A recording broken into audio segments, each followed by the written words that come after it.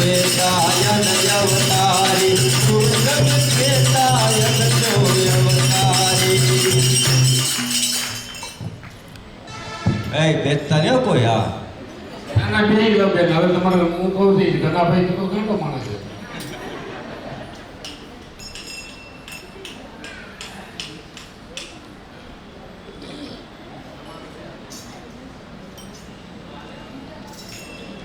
બોલો ના શ્રી કૃષ્ણ નારાયણ ભગવાન ભાઈ પ્રતિભગત હવે આપણે વડા તમારે કરવાનું હોય ભક્તો કે નહીં મારે જે વહીવટી તમારે કરવાનો એટલે ગંદી છે ભક્તોને મતલબ કોઈ યુવાન ભક્તોને જ કરવાનું હોય તમારું બધું તૈયાર છે ભાઈ જે કાંઈ એમને ભેટ આપવાની છે હવે આને ગીતા બોલું છું એટલે આ તો કાંઈક મારે કરવું ને મારું હે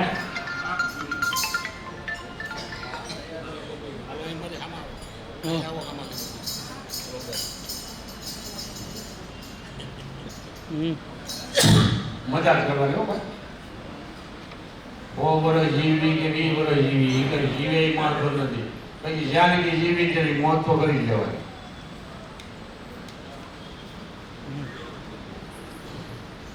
હાલો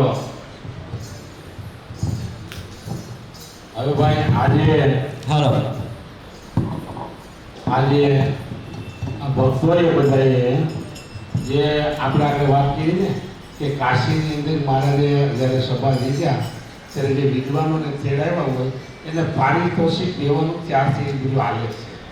કે આપણે આમંત્રણ દઈએ એટલે એને કંઈક પારિતોષિક દેવું પડે આપણે પેલા દીકરા લગ્ન કરતા કેમ બહેનોને ભાઈઓને બધાને આપણે કંઈક લગ્ન કરવા આવ્યા દેવું પડે આપણો રિવાજ એમ આ એક શાસ્ત્રનો નિયમ છે ત્યારે મહારાજે કાશીમાં જે સભા લીધા તો વડતાલ મંદિર તરફથી પાસે પેડો અને રકાબી જેવો લો પાછો અને એક ચાંદીની રકાબી બધા વિદ્વાનોને આપી હતી તો આ ભક્તો કે અમારે પણ પારિતોષિક થોડુંક આપવાનું છે બધાને જો કે એ તો એના સંચાલકોને કરવાનું હોય પણ મને મજા આવે છે મને ગમે છે હું કરું છું મહારાજ રકાબી ભેટ એવું કરી દીધું ના નથી જોતું હું ભાઈ કારણ કે હોની હવે આસુ સાદી નથી દેતા ભાઈ એટલે હું ના પાડું છું કે હોની હવે સાદું આ જો સોખું હોનું દેતા હોય ને આ દીધું એટલે આ 80 વર્ષ થઈ ગયા છે હવે બધું ભેળસેળવાળું હું લઈને કરવું તો જેના નામ બોલું એ પોતાનું